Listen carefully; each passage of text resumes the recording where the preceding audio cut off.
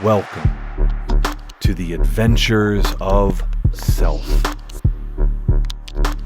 Conversations with ordinary and extraordinary people as they explore what it means to be self-expressed. Come on in. Join the adventure. Hello, Sam Morris. Welcome to the Adventures of Self. Oh, thank you, Taylor. It's great to be here. Well, we were just talking before we got started. I think there's a lot that I'm really looking forward to getting into with you. And I think just as an introduction, because I think it's kind of where you are and also gives a starting point for where you and maybe we go with this, is talk about your company, the name Zen Warrior Training right now, and what that has been, but also where you are in that, because I know there's an unfolding coming with that. Yeah, so thank you. The name Zen Warrior Training, I know that I'm not the first to use those two terms together, Zen and Warrior. It's sort of a classic archetypal type of energy that's being depicted. I think of Bruce Lee, as a Zen warrior, for example. But that archetype, that name popped into my mind about 7 years ago when I was first starting my coaching program, and I realized that my two greatest values, or the way that I oriented around the world, was to find a peaceful place of a centered disposition, and how powerful that is when you can be in a peaceful, centered place. How the true warrior is one who has sort of shed all of the story, and they're just there in the present moment. If you think about the way in which a samurai goes into battle, they're trained to die before they go into battle. They're trained to let go of all of their attachments to the material world. And in doing so, they're much more effective in battle. It's not a morbid type of training. It's just a letting go, saying, okay, I let go of the need to hold on to anything, and in with the intention of being fully present and fully relaxed and fully engaged in every part of myself. And so that energy really spoke to me, and my life has been kind of an unfolding around the wisdom of Zen and Taoist philosophies. And like I was saying to you before we got started, I'm beginning to move beyond just that branding and into using my own name, because I think sometimes that can be somewhat self-limiting to be contained within that Zen warrior archetype. But I still very much resonate with that energy. It's interesting, the juxtaposition of Zen warrior, because the concept of warrior brings to mind, we're kind of in that sort of rage and anger and real action sense, and the ability, like as you say, the samurai in particular, who it's their ability to be still that makes them effective in their warriorness. That's right. That's right. Exactly. Yeah, that's exactly it. I mean, it's funny when we think about it, right? If we take kind of take it off of the battlefield of actual war, and we bring it into life and the battles that we face on a day-to-day basis. When do you find yourself in a better place with your relationship with your partner, say, after rage and anger fuels your speech or your behaviors? Or where do you find yourself in a better place at work after rage and anger fuels the decision making that you've been making as you have been progressing through the day? We never find ourselves in a better place after coming from a place of rage or anger, it might give us that temporary high and that adrenaline rush and that sort of, I'm going to go get it, I'm after this, and rah, rah, rah. But ultimately, it's a ineffective energy. We have to summon that energy through reactivity. To me, it's not a very mature energy, and we can be more effective by being peaceful and still inside of ourselves versus emotionally reactive. Yeah, when you were talking about that warrior energy of already going through death or being ready for death, it reminded me, I was reading a story recently, a book about death, by the American radio interviewer Studs Terkel, who famously interviewed thousands and thousands of people on a radio show. It was a lot of common man, common woman discussions, and he wrote this book about death and interviewed 70 odd people. And one of the persons that he interviewed was an older person from an indigenous tribe in America, who talked about the disconnect that had happened, because going back sort of to the mid to late 19th century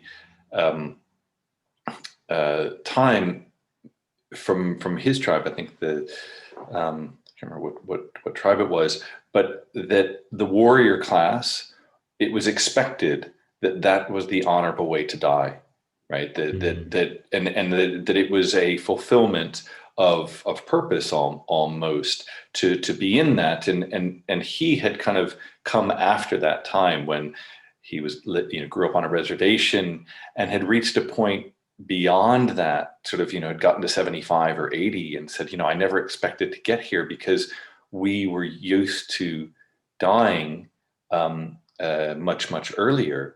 And the wisdom that had come from that, and there's a lot of respect for elders in that tradition, and this ability to go beyond the assumption that death needs to be this quick and brave and sort of active thing to do.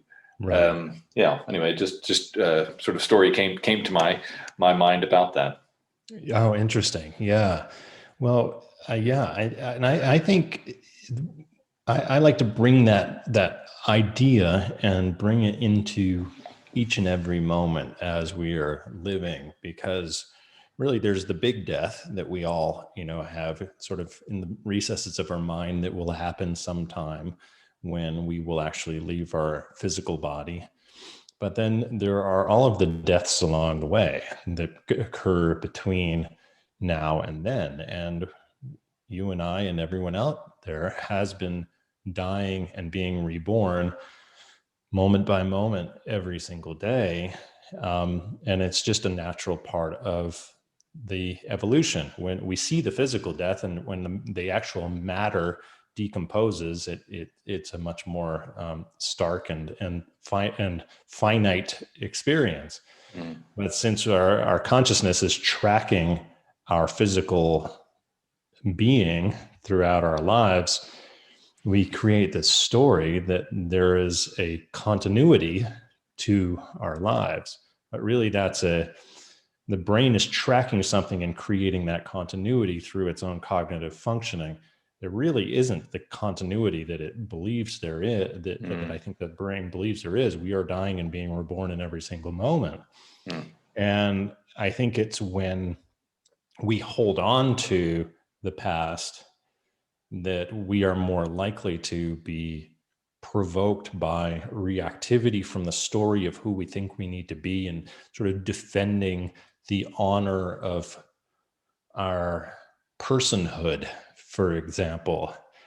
And it's a really interesting, right? I mean, this fascinates me to no end, because it's really, it brings up the idea of the ego death, which is, the ego death can happen a long time before the physical death occurs.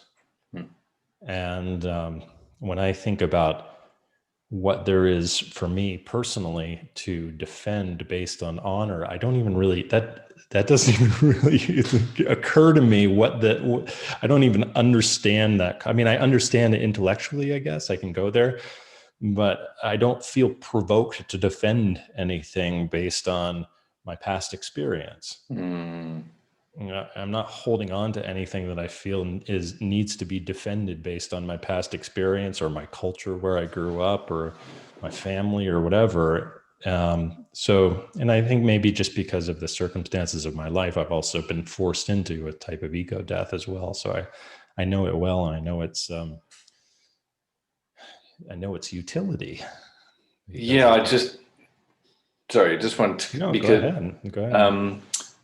Because yeah, it's like, I really appreciate that story in that sense. And my immediate question was, well, have you always been like this? And you just kind of alluded to that you have gone through some, and I think we've all gone through different egoic deaths. And I think it's useful to see how and when that may happen, and what comes from that, what can come out the other side of that. Yeah. My initial experiences with ego death started quite early on, not long after forming an ego, with the use of psychedelics. I broke through layers of consciousness of identification and ended up on the other side of those and going, wow, that's interesting that there is this voice that calls itself me, and that creates this psychological construct to identify and navigate the material world. Very interesting. Okay. Wow. That is, and I also see that it's actually not me. If I'm aware of it, then I can see that it's not me. So, okay, what's going on here? So I became very intrigued and this is what really provoked my interest in, what it is that prevents that, what life does to us that creates that psychological construct of protecting oneself from the whole, the greater existence. And then when I was 24 in 1999, I was in a car accident, which left me paraplegic. And a week after that happened, I came off of morphine, and I was lying in a hospital bed, and I had a full-blown panic attack. I didn't want to go on living anymore. I just thought, I cannot live the rest of my life paralyzed from the waist down. There's just no way I can do this. And my intuition guided me to my breath. And I just started taking deep, deep breaths. And after a few minutes, something happened where it was boom, like that. Suddenly everything that I thought that I was had disappeared. And I was still, the awareness still there, but there was no relationship to my body. There was no relationship to my identity. I might as well have been watching a movie about a different person. And as that happened, I also, while that was happening, concurrently with that, I stopped. I could no longer feel the difference between my inhale and exhale, because I felt like I had become the breath, and I had dissolved completely into breath. And I realized, just like they are connected to in Hindu philosophy, the breath is spirit. And it was a very tangible experience of that. And so I temporarily became entirely spirit, with only an awareness of the body and the mind, but entirely spirit. And so that was really an ego death, in that there was no construct of self in that. It was just pure empty space. And so, now these days when I'm living my life, not only am I applying that, I mean, because the psyche will always try to reconstruct something. That's kind of what it does. It's always trying to sort of familiarize itself with this notion of self and how we function in the world and how we need to market ourselves and blah, blah, blah, all this stuff. But I always, in every moment, also have that relationship with that memory of being that pure awareness. And that's part of what I'm trying to convey as I'm working with my clients, so that they can see, oh, wow, I can let go completely. I can actually, with this thing that's been stressing me out about work or my relationship, I can let go of this completely because it's not me. It's not of me. Mm. It's of a temporary manifestation of the egoic mind, but it's actually not related to who I actually am. Mm. Yeah, it takes me really,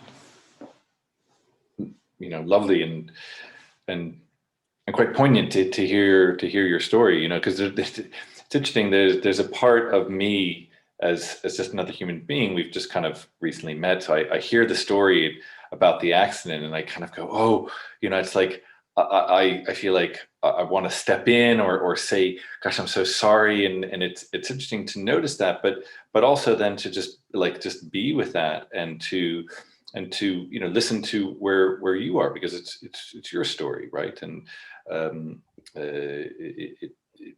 it's because what I noticed also in myself is really interesting talking your talk about the breakthrough of the ego, um, from psychedelics and from this particular traumatic accident and physical experience. And I was thinking through that my death of ego, which I think it's still, hammering on, saying we've still got a few more breaths to take before we're going to go. But how, when I've had some of those maybe similar psychedelic experiences, my ego did not want to die, and the difficulty that went with that, right? As I'd really tried to hold on to some semblance of what I assumed the world is, I am, and the impossibility of that you get caught up in, or I certainly got caught up in my own mind, because that's all I knew. And when I was experiencing things and shown things that went far beyond that I simply cannot explain, and I can't even hold, at some point I had to give up control of my understanding, my mental capacity, my control. And I am also reminded how, as you were saying, that construct, right? Because that psyche comes in, it wants to figure things out in our human limited self, in this body. There's a limit to it, and so that ego, that psyche, says, well, how is it, and is always trying to get a grip on that. So those reminders of, or not only reminders, but the pull of trying to stay within control, to define myself by my ego. Oh, I got this many likes from this post, or I got this number of clients, or I did this many push-ups, or whatever the thing is. And not all that, it's not quantifiable, but how easily and imperceptibly you kind of slip back into that ego mindset. Absolutely.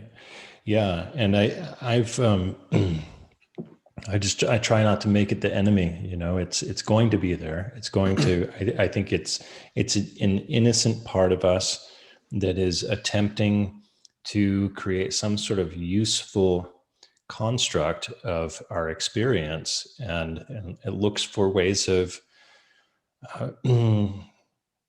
benefiting and sort of in sort of a validation to sort of stay alive, like on some level, the dopamine rush from the likes on social media or whatever. It's sort of, I think it's a primitive part of us that goes, oh, something validated me, and so I'm that much less susceptible to danger.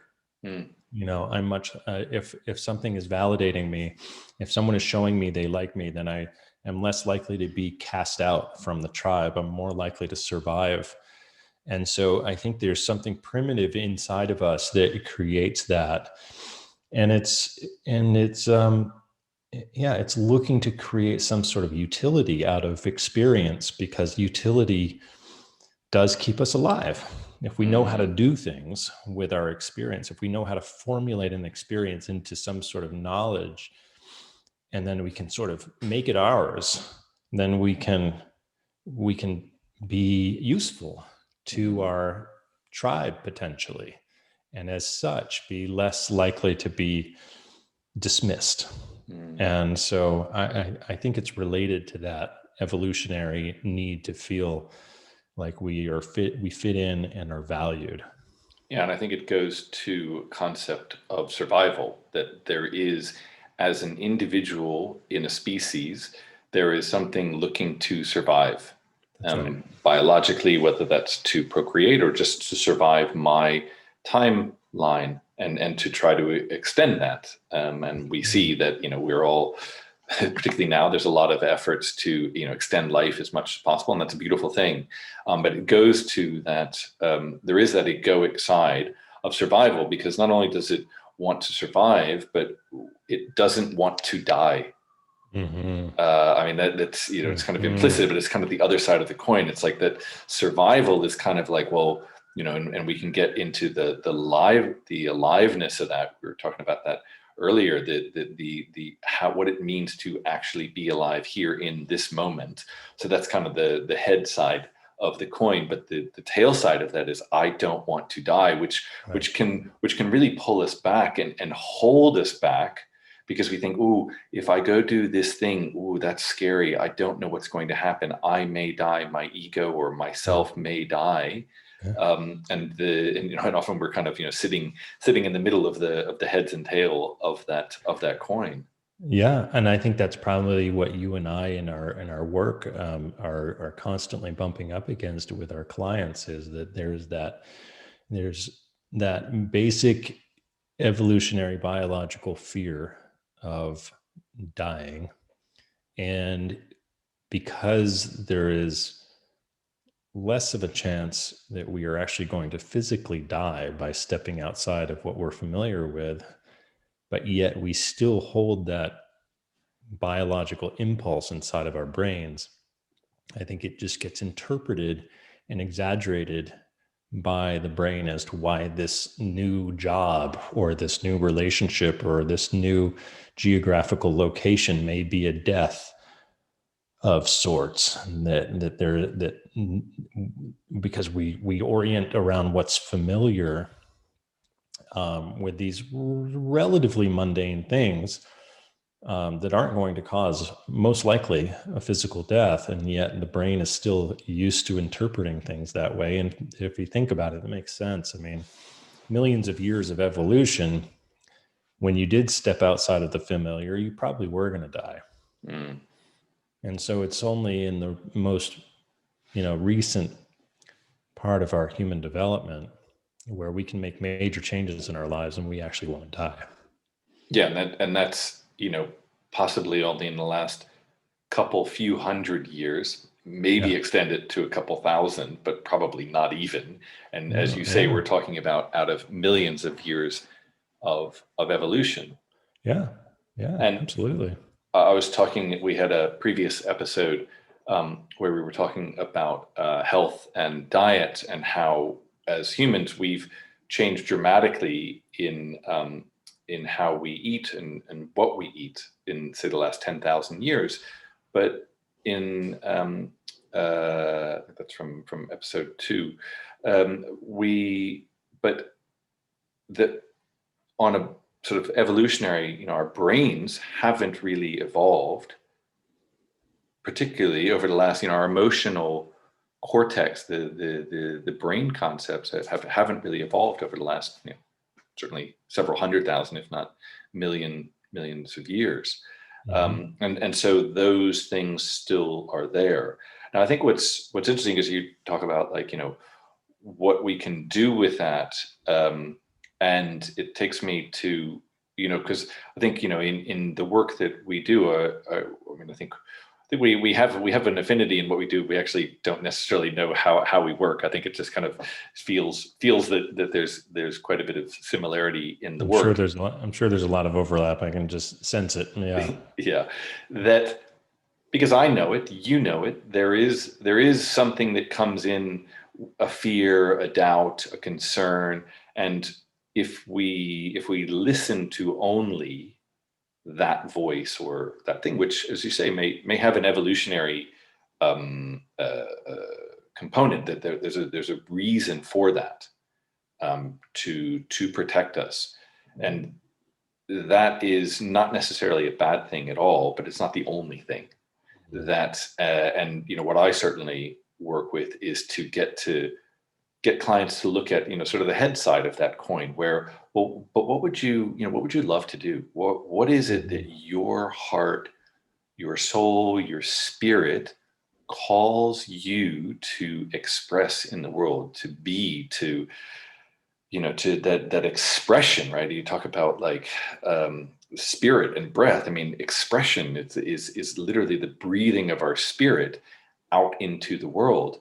And what I do is actually hold people in the tension of those two things. So I'm not interested in abandoning the human ego side. I don't think that's possible. But to see that there is a beautiful tension in what it is that you want to do, and what you think you're capable of, or where you are right now. Yeah. Oh, absolutely. And I would say that, since we tend to value our ability to be rational, right? That's it. It's one of the things that it both creates our understanding of who we are and how we fit in and what we're capable of doing and not doing. And it also creates excuses. Excuses are rationalizations. And so I think that I love what you're saying about holding that tension between the desire of what the soul really wants, and also holding the tension with the ego of what it thinks it can get or deserves or whatever, how it's currently familiar orienting. And I think that if you look at it through the lens of rationalization, it can be very effective. You're probably familiar with Byron Katie's work, where there's a few questions to look at one's presumed perspective and see if that presumed perspective actually can be validated as 100% true. And if it cannot be validated as 100% true, then it's probably a projection coming from some idea of what's true versus what's actually true. And so that's part of how I like to work with my clients is, let's examine these rationalizations, because it's the rationalizations that are guiding our, it's like, if I can be at a stoplight and I can see, oh no, that stoplight really did go green. Okay, well, it's safe to proceed then. But a lot of us are at a green stoplight with our foot on the brake, because the red light is there because of some rationalization of why it's not safe to proceed, that's based on a historic projection versus actually something that is true. And so a lot of this is just going to a deeper level of honesty with ourselves about what is actually true versus what's not, and is it safe to proceed here? Or is there just something that is some idea, some emotion, some historical idea that is keeping our foot on the brake at the stoplight or at the green light? Yeah, it goes back to what you were talking about with the breath that gave you your stillness in that moment in the hospital, because and also the kind of the Zen training, because, and I see this in my work as well, I do it, and everybody does it. We bring the past with us, and we use that. You were saying it's like that becomes our filter, our projection. You can, because you're sitting at the lights, and you don't even look to see what the reality is. You just think, oh well, I just assumed the light's red. Right. Because I've got the filter. Oh, well, I know. The light's always been red in the past. Yeah. The promotion I want, the thing, the piece of art that I want to create, whatever it is, the career, anything it is, we say, well, that didn't happen. Well, I got, got divorced last time, or I, didn't get the raise I wanted, or, well, every time I sit down to write the book, I just stare at a blank page. So, well, clearly that's just a red light. Yeah, exactly. And so we bring those, it's like we bring that baggage forward with us, just carrying it. And, and I think, excuse me, I think what I, get is like, what's really beautiful is that what you spoke about carrying forward was that moment of, you can go back to that moment of detachment from your identity of the body, the physical identity of Sam, and go beyond that to something very different that you had for however long it was, but a brief moment in your overall existence. And yet you're able to carry that forward into your work. And I think I've heard, I can think of some of my own experiences with plant medicine and just other times in my life that I'm able to call on that, where it's actually not about me, the physical or emotional identity, Taylor. It goes much beyond that. And I think people talk about samadhi and enlightenment experiences, and there's kind of this assumption, it's like, well, we go to enlightenment and then everything's done and we're kind of done, right? But just really remain at that pitch for the rest of your life. I just vibrated sort of like never come down. And I love the quote. I think it's probably a Zen Buddhist quote. Maybe you can correct me, but before enlightenment, chop wood, carry water. After enlightenment, chop wood, carry water. Mm-hmm. Yeah. Because shit comes up. We're human. Like, we don't. That's right. It's I really like the way in which these teachings. That quote phrase is meant to basically try to simplify and take the romanticism out of it. Basically, let's not make a big deal of it. It's like we're all like, it's just going to be another moment of showing up and just doing what's in front of us. And if we can learn to do that, if we can learn to treat cleaning the dishes in the sink as something that is worthy of our attention just as much as any other task that we do, that is, we have this way of sort of placing importance on certain things and non-importance on other things, but everything is equally important because everything is related to our presence and how much consciousness we can bring to what we are doing, how present we can be with what we are doing. And I know for me, the most memorable moments of my own life, those that I will always cherish, are not ones where, I've suddenly landed a new client and had more money or whatever. Those moments are, being in the woods and watching the snow fall, or being on a lake in a canoe, just hearing the slap of the paddle on the water next to me, or just those simple, or just looking into my partner's eyes and just seeing her looking back at me and just taking in her gaze. Those are the moments that are most important. And even the mundane moments can be filled with presence if we are aware enough to bring that presence to the moment. And then life is just more fulfilling. I think the absence of fulfillment, generally speaking, is the focus on mental rumination.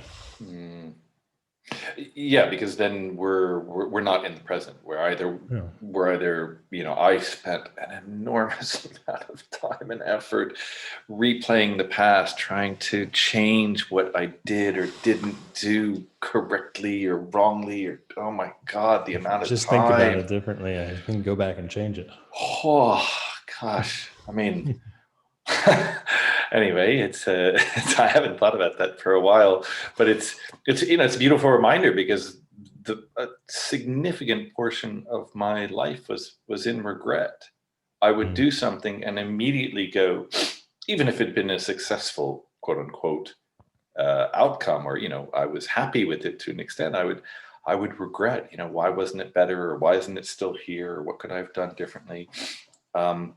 And or I think the rumination can go to, oh my God, I've got this to do tomorrow, oh my God, this is going to happen, and we go into that future, and what you're talking about, and I think this is, if you look at spiritual teachings and writings on enlightenment, it is bringing the light into here now. So because that, washing the dishes, well, you may have done it a million times, but you're not washing this dish at this moment ever before. And that's exquisite. It may be boring as hell, but it's exquisite in its uniqueness. Right. And the notion that it's boring is probably only because your mind has been conditioned to think that something is better, and that there's a better thing to be doing with the mind other than paying attention to the dish. And so even the experience of boringness is a conditioned response to any given stimuli or lack thereof. It's like, why is something not more stimulating than this right now? Why are my hands wet? My hands shouldn't be wet and soapy right now. I should be doing something of importance. Or I should be thinking about something that happened in the past so that I can create hypothetical future outcomes of some situation based on past experience. It's really strange what the mind does with anything. Yeah. I'm very fortunate, or some may say unfortunate. I found a lot of peace and enlightenment through washing dishes. When I was at university, I had a job washing dishes, and still to this day, it was one of my favorite jobs that I've had, because it really put me in that moment. And still to this day, I mean, I've got a dishwasher. I hardly ever use it, because I really love just washing the dishes. It gets me into. I'm sure you were appreciated in your family. Yeah. I wanted to move on, because we were talking about this earlier. It is because this is really interesting, but I want to just sort of talk about another interest that you and I share, which is around men's work, and particularly what is maybe being called for, in our own lives, but what we see as a call in the external world, because we were talking about sort of the evolving masculine energy, and how on an evolutionary scale, how that is at a relatively low vibration, seemingly, in my opinion, it seems to be in a relatively low vibration right now. So there's an enormous amount that can be done with that. Yeah, absolutely. Yeah, well, we have been seeing, or there's been a lot of focus in recent years on the dysfunctional masculine, and for good reason. I don't think that. How do I say this and still sound relatively? Still have this be a relatively safe comment. I think overall, most men are managing their own masculine energy relatively well. We see the outliers. We see people who are dysfunctional masculine, toxic masculinity, et cetera, whatever label we want to put on that type of thing. But that's all conditioning too. So, someone is rarely born a toxic male. Someone is rarely born a dysfunctional. When they come out of the womb, there's conditioning that occurs over the course of that kid's life that creates that dysfunctionality.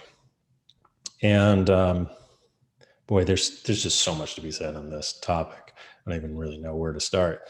But I think that one of the primary pieces of this and I think this is important for both men and women, is to start to understand that men, and I'm using men as a sort of a generalization, of course, around masculine energy, have an equal spectrum of emotional possibility at any and feeling as women do at any given time. And to understand that that feeling spectrum is ever present, that we get conditioned to show up a certain way from a very early age. I guess this is less so these days, perhaps, than it used to be. But certainly the suppression of feeling is one of the biggest, I think it is the biggest causal factor behind toxic masculinity, is the suppression of feeling. You know, you're not supposed to feel that way, grow up and be a man, all that stuff. I think you and I would probably both agree on that. And it gets into, it's interesting because we play around with these terms, masculine, feminine, et cetera.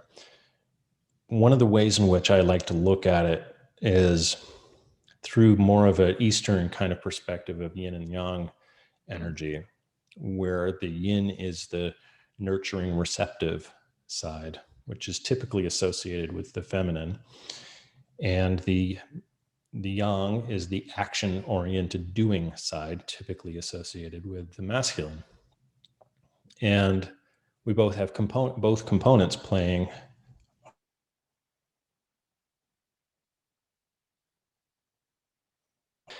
is given the proper instruction and training to end. Sorry, Sam, just quickly, it's probably my internet just broke out there. The internet. Yeah. So you were just talking about, you just started saying yin and yang. Yeah. So the yin and the yang in Eastern philosophy represent the feminine and the masculine. They're the polarities. They're complements. They're not really opposites as much as complements. The receptive, nurturing side and the action doing side. Are you able to hear me now? Is this a clear feed? Okay, cool. And so we both have both of those energies inside of us at all times. And what men are trained to do or conditioned to do culturally is to focus on the action and doing, but not the stopping and sensing and feeling. Mm-hmm. And that sensing and feeling, I think, is incredibly important, because if we don't really stop and sense and feel and receive and learn how to self-nurture, then we're going to be doing the things that we're going to be doing are going to be coming from a disembodied place. Mm. And it's that disembodied place that creates the dysfunction, whether that dysfunction is mild dysfunction or whether that dysfunction is full-on toxic masculinity. And so there are sort of different schools of masculine, like men's work these days, some of which focus more and more on the rah, kind of like the primitive, access that warrior energy. And then there's some that focus more on the just breaking open and being vulnerable and being seen and letting yourself be seen. And I think both of them are valuable, but neither of them should be leaned into as a system that is exclusionary of the other systems, because I think we have all of those archetypal energies happening within us at all times. So I would love to hear your thoughts on that. Well, it's really interesting because first of all, the episode that we just did last week, we spent quite a bit of time talking about yin yang as a thing. So maybe I'm not surprised that it comes up here. And I think there's a lot of alignment in how I look at this in what you're saying, and just to say, I think. Well, like where I think some of this comes from, because that toxic masculinity, like as you say, there may be outliers, and I think relative to the population, it's relatively small, but they can be horribly egregious. And there certainly is a culture over dozens, hundreds, or thousands of years that is heavy on the masculine. It may not be so toxic, but I do believe that we live in a patriarchal society. That's not a pejorative term. I think that's just a truthful statement. And certainly the examples we've seen of the Harvey Weinsteins and whomever, all this, all the Me Too, that was right to call out. And there is a lot of quote unquote toxic masculinity out there. I think what's interesting in that is that what happened on one scale, it's a simplification because I think there's a lot of things that happen, but one of the things that happened was that masculinity, like it was difficult to separate the two. So toxic masculinity just became masculinity. And I think that's a simplification and a disservice to kind of what you were talking about, because you and I probably are at the tail end of growing up with a lot of the vestiges of that masculinity, because I think the generation below us started to see some of that. As you witnessed that, as I started to witness that, I mean, I'm sure there were things I said as a young kid, as a teenager, that I was just sort of like taking on something and trying to be a little macho or something, but it never felt right. And so I kind of quickly moved away from it and kind of thought, oh, I don't really want this. And so the more that became apparent, a lot of people, whether you see it in yourself or whether you see it around you, you start to recoil, and the pendulum swings far back the other way. So you do get these, the vulnerable, men's work, which is great, right? That some men desperately need to know what it means to truly be vulnerable. But one of the things, and not to point out anything in particular, because I think all work that is towards spiritual development is worthwhile. So that and with that, I think that what you were saying, and was where I really agree, is that it's in the wholeness of that. And so, if you are going, and I've done raw wild men's work, and it's great to access that. And I've done vulnerable, open crying men's work, and it's great. But it's when you complete the circle on that, because the yin yang symbol is that, right? You cannot have, that's the beauty of that symbol, right? It's like you can't have light without dark. You can't have lunar without solar. The masculine and feminine, actually, I mean, when you look at the spiritual precepts, it's not about men and women. Those energies are inherent in the universe. They actually create existence. And the not only the as I was saying in last week's episode, not only is this beautiful subtle merging of the lines between the yin and yang, because it's not just a straight kind of cut down the center of a circle, right? They have these paisley sort of intertwining kind of fish shapes to them. But the fact that within the white, within the yin, there is a black circle. And that vice versa, within the heart of the yang side, there is a white circle, and it gets to you can't have one without the other, and it is inherent in that polarity that the absolute of masculinity contains the seed of femininity, and the absolute of femininity contains the seed of masculinity, and that's the beautiful dance between them. And it never occurred to me before that the yin yang, as you described it, sort of paisley, like it actually also looks like sperm and egg as well. If you think about the circle being like the egg, and it's a sperm shaped coiling thing, and that's exactly, in every moment there's a sperm and an egg. I mean, this is the physical way that nature represents itself and keeps on recreating itself, is through, and whether it's happening physically. I think this is also occurring not only at the level of the gross physical and the dense physical and biological, but I think this is also occurring at the level of consciousness and memes as well. There's there's a, in the collective unconscious, we are constantly seeding new things, and those new things go into the collective, and then they sort of create a new sort of, they fertilize something new in the collective, and this is consciousness sort of reseeds itself all the time.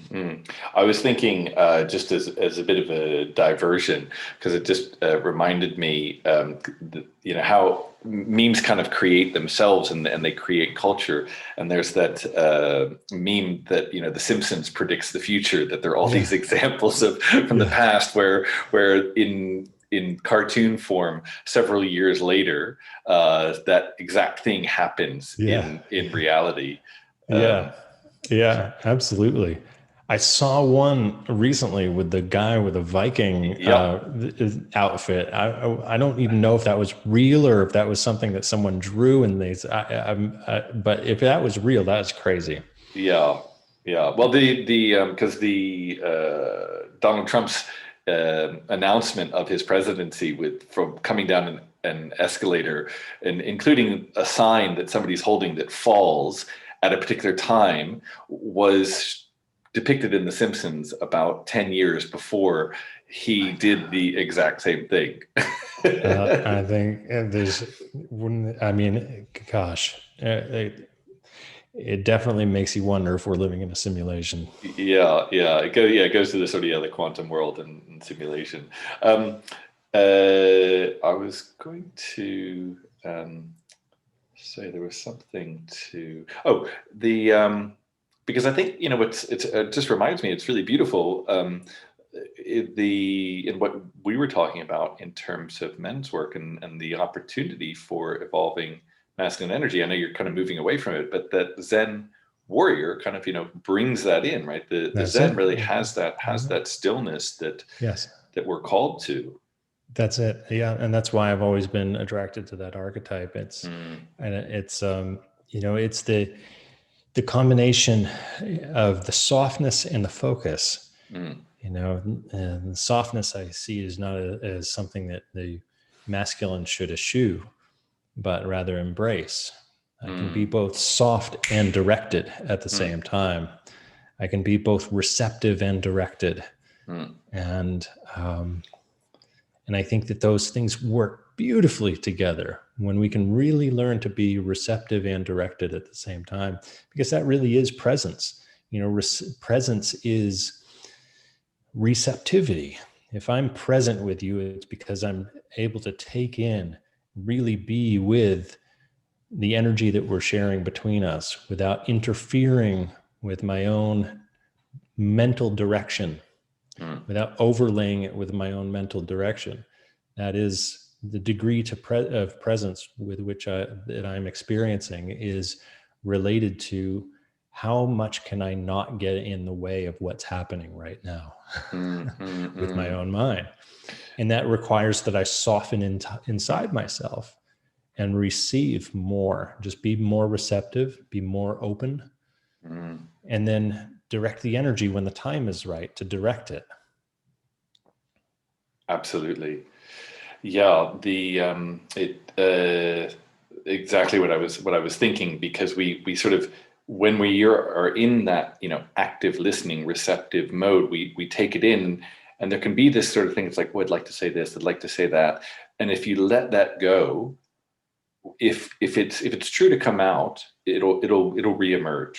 Right. But what else is really beautiful is that then you're present with the last thing that somebody says, the whole essence of something, and then a new truth and a new perspective will emerge. Because if, as I'm listening to you, all I'm thinking about is, I know how I'm going to counter this, I really want to say this to whatever, sound clever or change the subject, or whatever it is, then I'm only in that, and there's no receptivity in that. And I actually, Right. I'm quite likely, well, that goes back to, it's like, I'm quite likely to see the light as red, even if it's green, That's because right. I just assume it's like, well, he said this, I'm going to argue my point. And you may have then gone on to say, yeah, but I don't believe that anymore. And I'm still thinking, okay, how am I going to start? I know how to, argue this point, and I come out and you say, yeah, but I just said I don't agree with that anymore. That's And you're like, oh, sorry, I that's wasn't listening. yeah.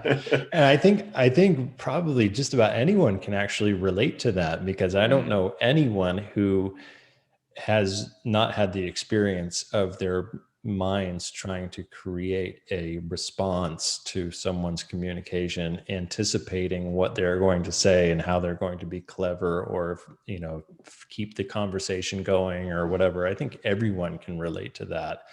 And so, I mean, that alone, if you think about the way in which it impacts, one obvious example is, how does that impact your life with your partner? mm, You know, if they don't feel like, if every time they say something, you are responding from what you were thinking, rather than actually taking them in and being present with them, that relating probably leaves something to be desired. mm, But even in that alone, and then the way that also relates to not only your romantic partner, but maybe your boss or your employees or whatever.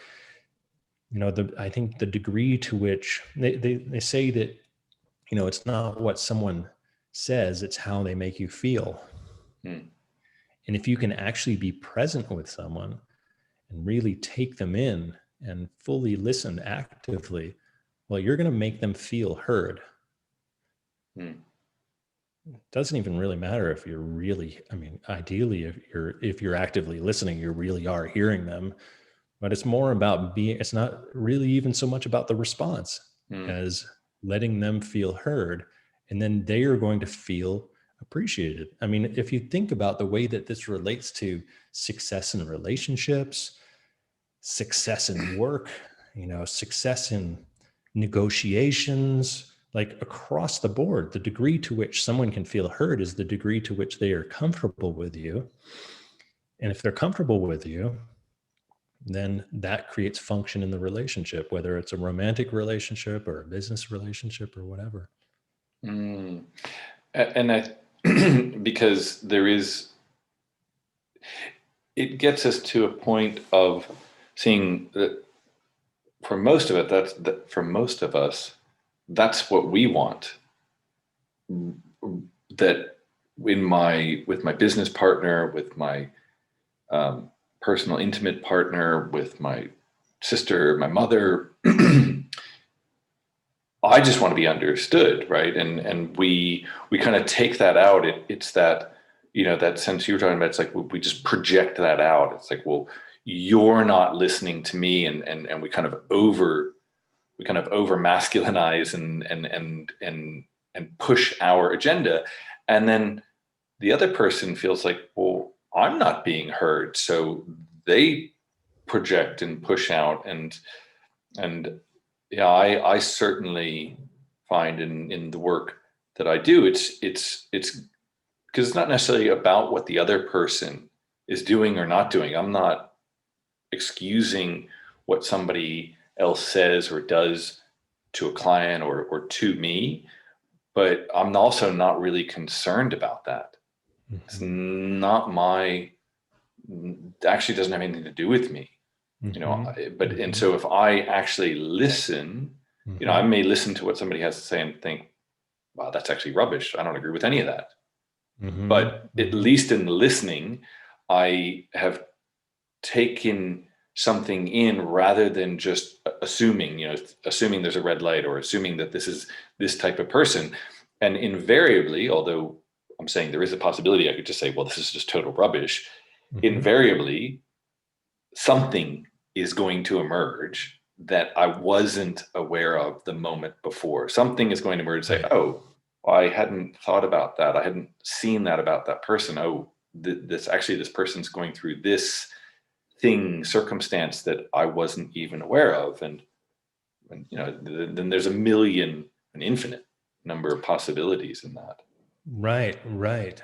Yeah. And if you then dig deeper into, rather than trying to prove why it's rubbish, what is in that hypothetical scenario, why to, react to that statement and prove why it's rubbish, instead maybe then mirroring that person and trying to understand that perspective, much like in a debate, the most effective debaters are those who are say, okay, so let me see if I understand what you're saying, and then so that they can at least feel heard, and that their perspective can then, rather than being blown off, which no one wants to be blown off, that doesn't feel good to be blown off, but instead, let me see if I can understand what you're saying. So you're saying that da da da da da da da, even if you totally don't agree with it.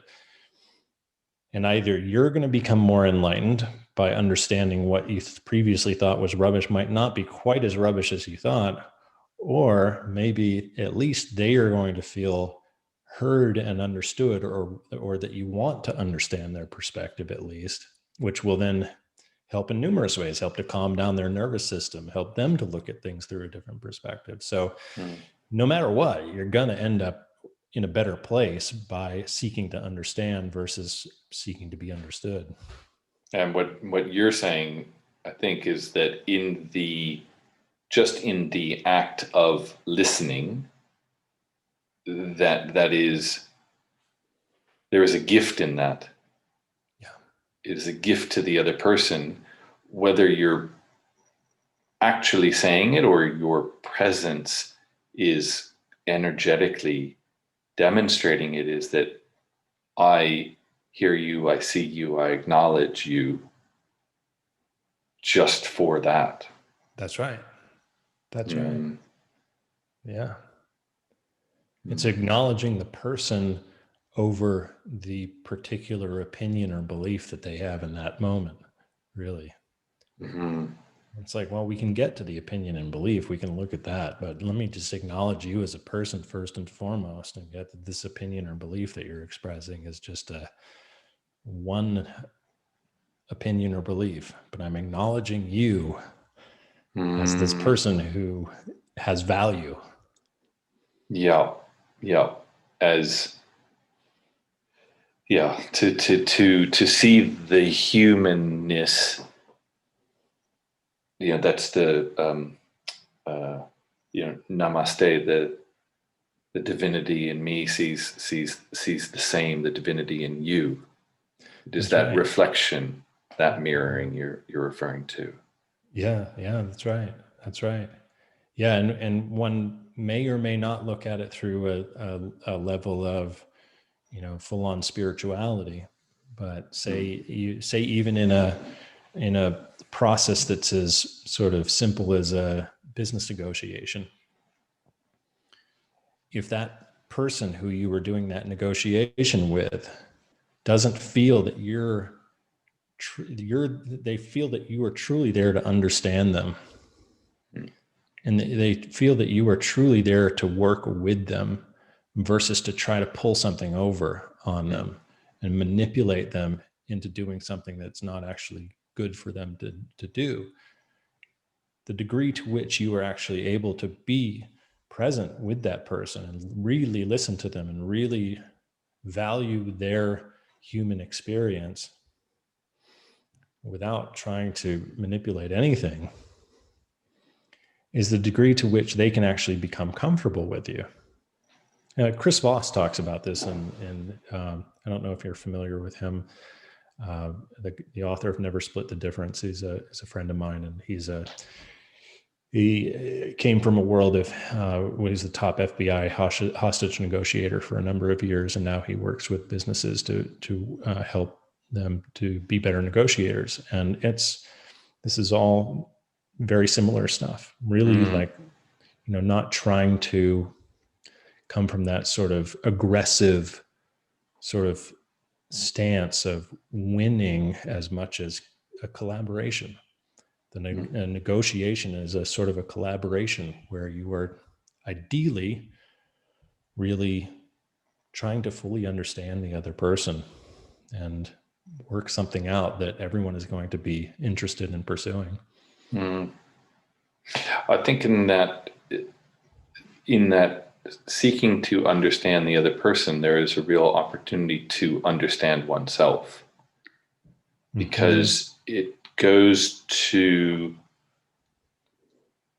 if I have a list of criteria, targets, or something that I assume I need to meet, then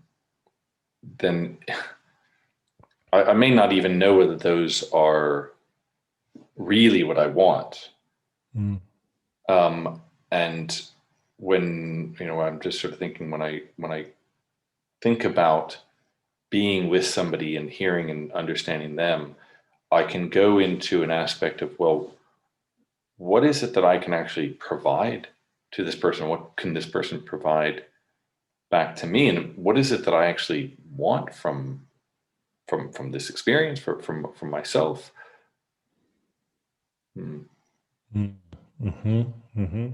Yeah. What value can I bring versus what can they do for me?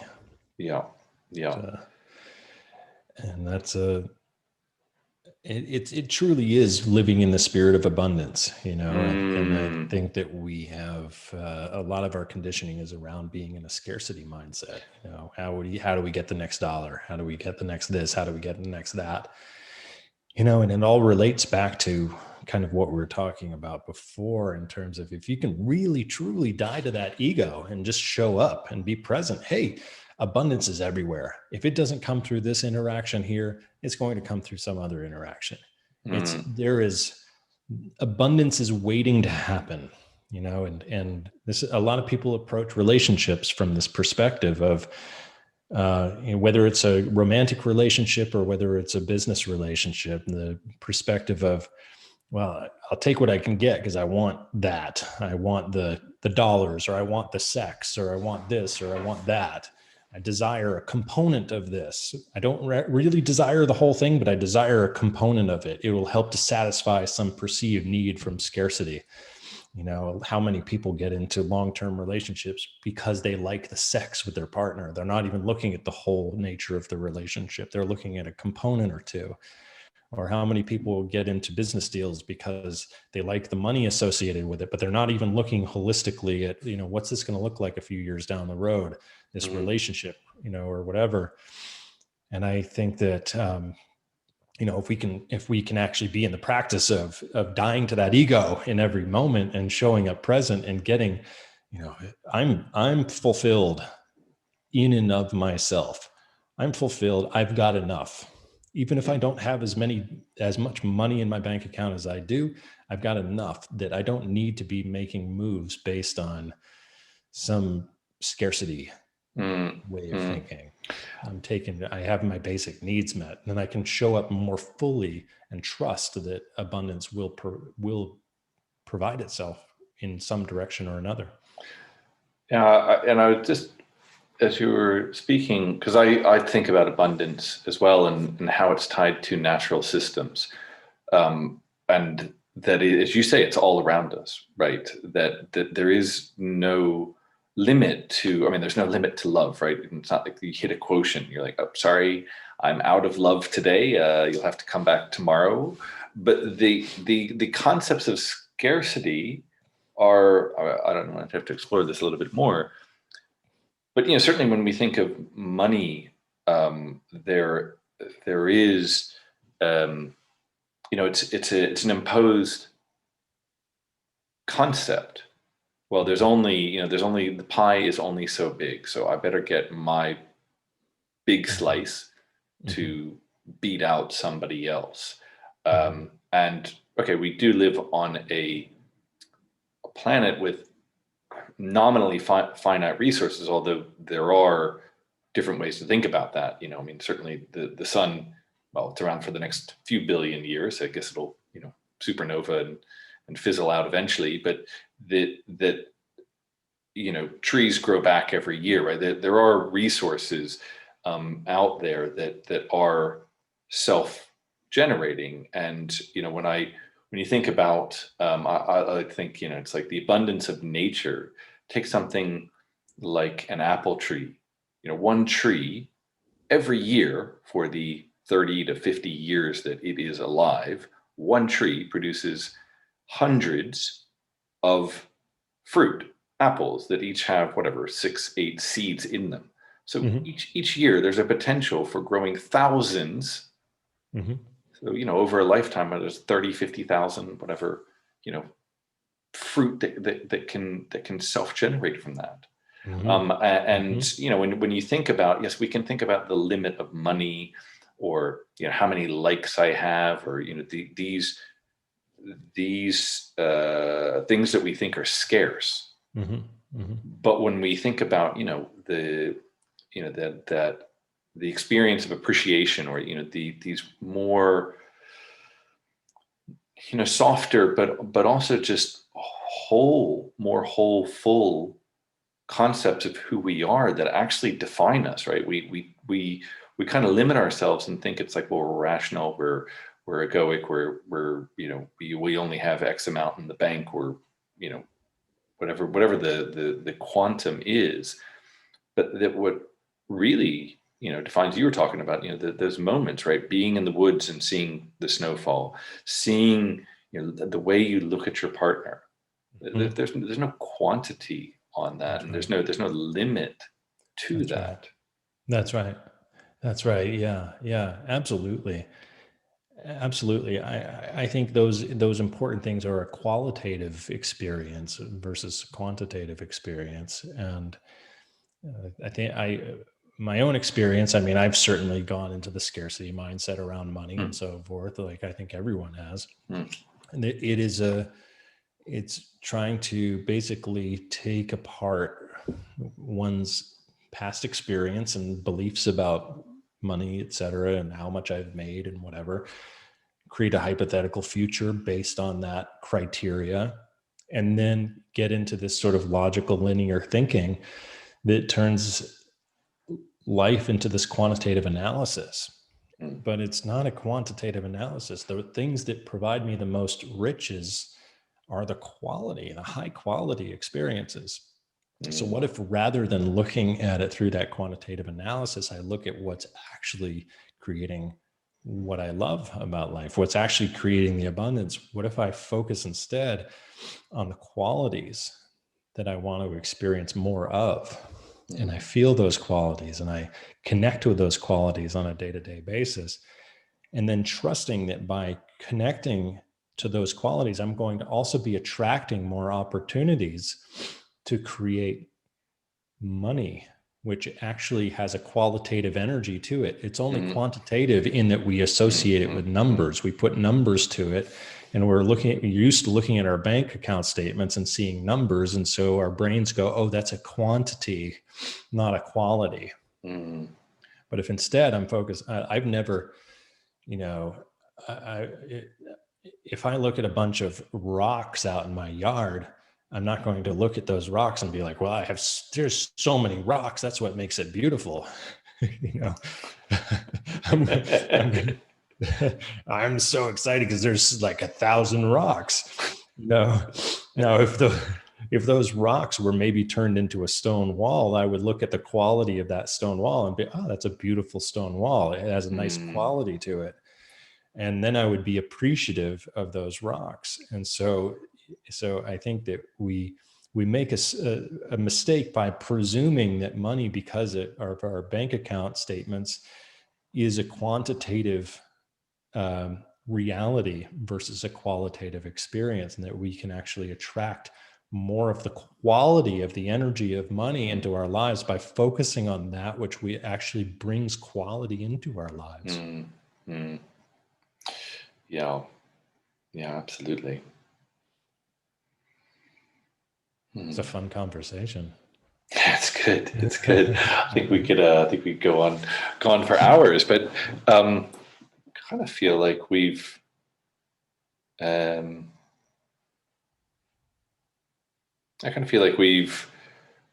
of come to things. I think just to kind of maybe wrap up, it is around this quality, because what you were talking about earlier is around this, it's like how the focus on quality, because there is this opportunity, like it goes to what we were talking about earlier in a conversation with somebody, to see the opportunity for newness, right? That when we go into a conversation, or there's a point that's been made, and if I shut down and think, okay, I've got my one point to make, or I'm going to make these three counterpoints, right? I'm in a scarcity mindset, because I'm assuming that in all sorts of ways, right, that there has to be a winner, or that I've got to, prove myself, or anything in that. Sound good or whatever. Mm-hmm. Yeah, and it takes us away from the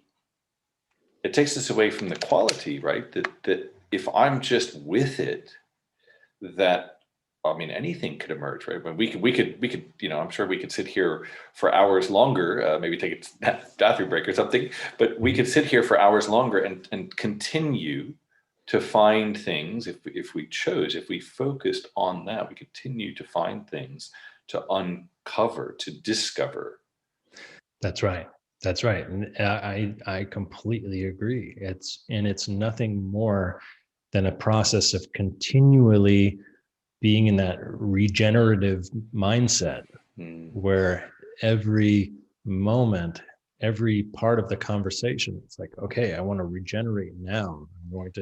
There's a wave that has moved through, that wave has crested, and the energy that it brought with it has now crashed and it's reforming. Now let's see what happens with the next wave as the next wave comes in. Versus, a lot of, if we aren't orienting that way, and if we're orienting from a more mind-based kind of way of thinking, then we might have a linear agenda. Have we touched on this point? Did I listen to Taylor's point and then respond in an accurate way that is getting across the thing that I think that I know really well, so that the listeners who are hearing me will think that I'm really smart? All that kind of stuff. That's all mind-based kind of operating. This stuff bores me. I wouldn't be wanting to have conversations like that. That was the nature of it. So I like feeling the energy, being on these waves, being on these mimetic themes as they emerge. And then I'm also a musician. I love just improvising. Like, where's this going to take us? This is a wave that's going to take us somewhere that we have not yet been together. And that's an exciting experience. Just like just like the name of your the adventures of self. We're on an adventure here. We're going to see where we improvise our way through being present with each other and through active listening and feeling the energy, versus coming from an analytical place of what a podcast conversation is supposed to sound like, or whatever. Exactly. I'm really appreciating that sense of the wave, because I definitely recognize, it's a relatively new format. Just to kind of bring presence and reflection back to what it is we chose to do, which is a podcast episode. But I'm aware, and I really appreciate what you have to say there, that there are times where the wave crashes, and as I can admit, as a host, or whatever, facilitator, that there are times when I feel like, oh, okay, well, let's pack up and pretend that's not there, or quickly move on to something else, rather than to really appreciate that for what it is. And because another wave comes. Yeah, it's a natural part of the evolutionary cycle. It's actually something that's meant to occur in that way. It's supposed to crash, and when it crashes, there's that feeling of, oh, there's no momentum, and the energy is temporarily sort of dispersed.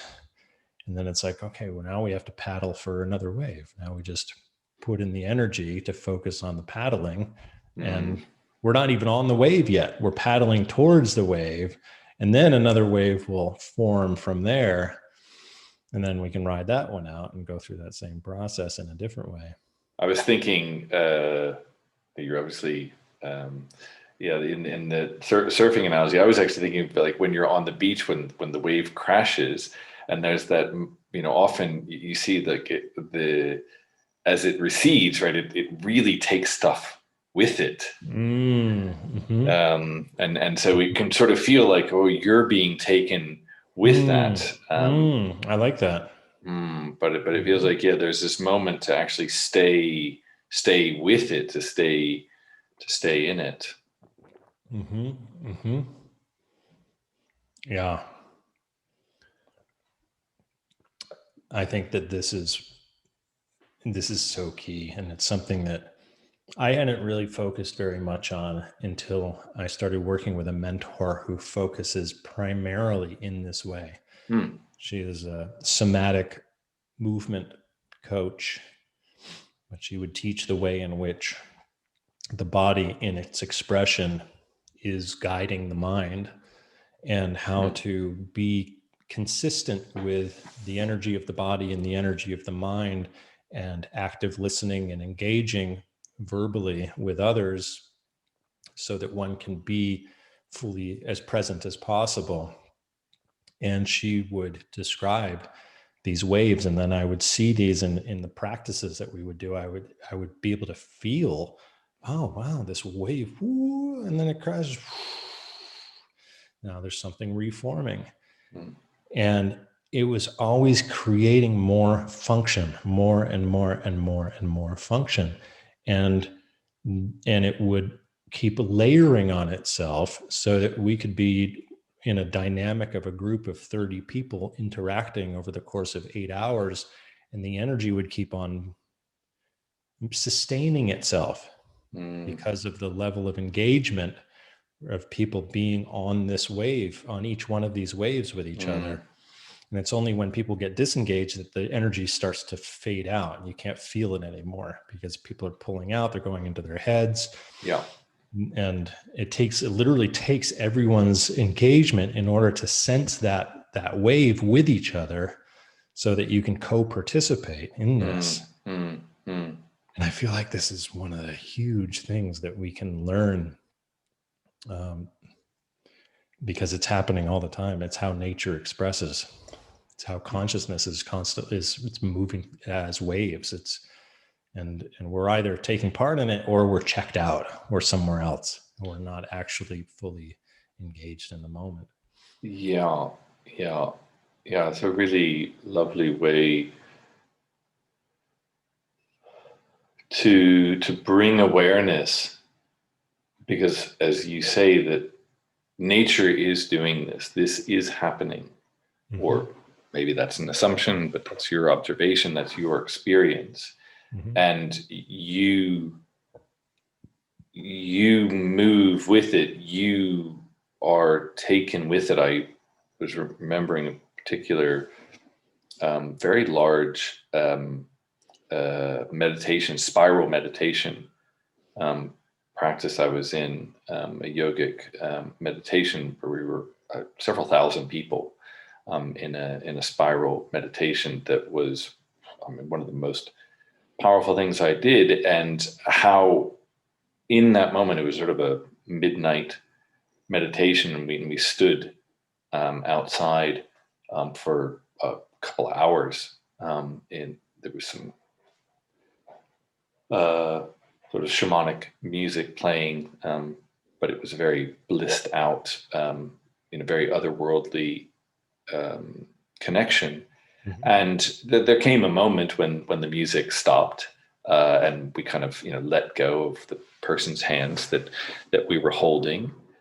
And in that moment, like as you say, like all in a way the energy dissipated because we didn't have the connection of holding everybody's hands. The music wasn't there as a key. And I all of a sudden I became acutely aware of my bones, the soreness of having stood in a particular position for 2.5 hours that I was totally unaware of.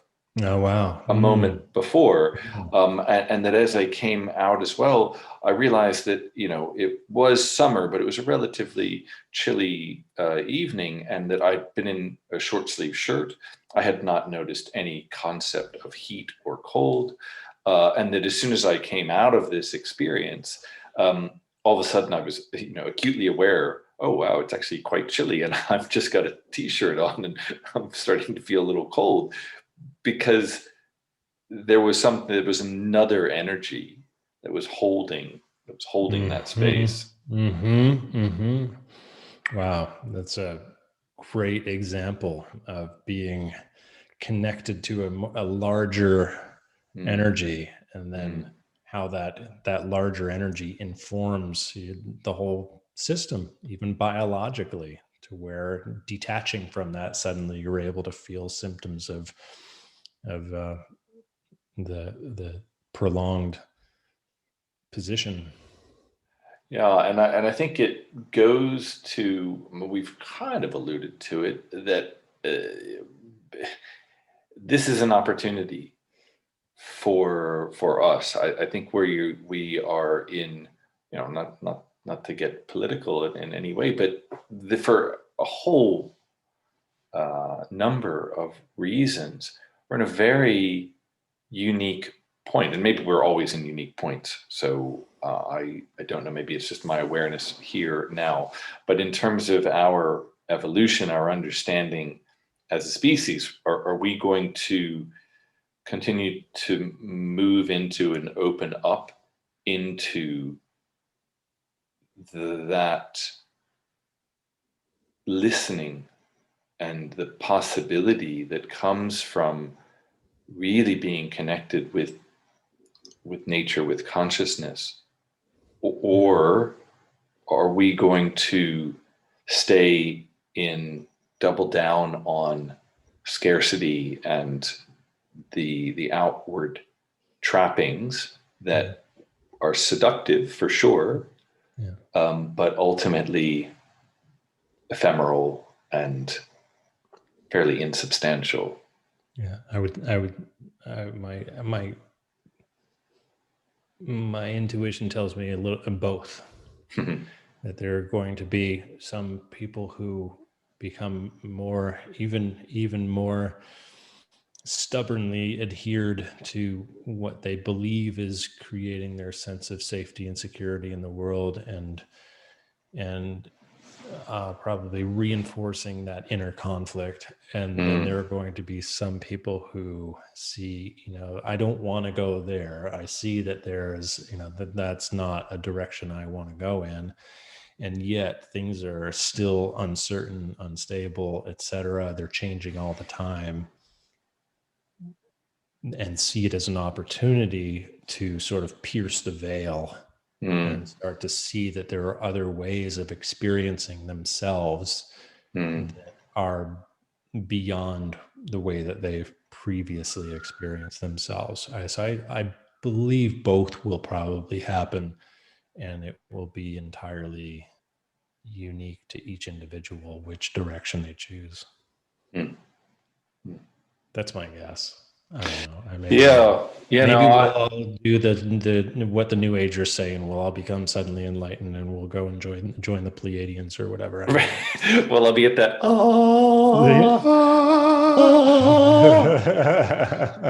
Let's ascend to some ethereal realm. That'd be beautiful. I look forward to it. Yeah, maybe we'll see.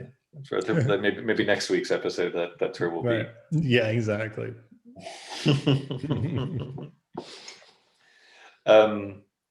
Cool, Sam. I think that it's been a really nice journey. This has been rich. I've really enjoyed it. Yeah, same. Yeah. And I would love to have you back on to not just pick up where we left off, but create something completely new that is of that time and moment. Absolutely. I would love to. That would be great. Cool, Sam. Thanks again for stopping by. And everybody else, see you somewhere down the road. Thank you, Taylor. Take care, guys. Thanks for listening. If you like what you heard, go on, be adventurous.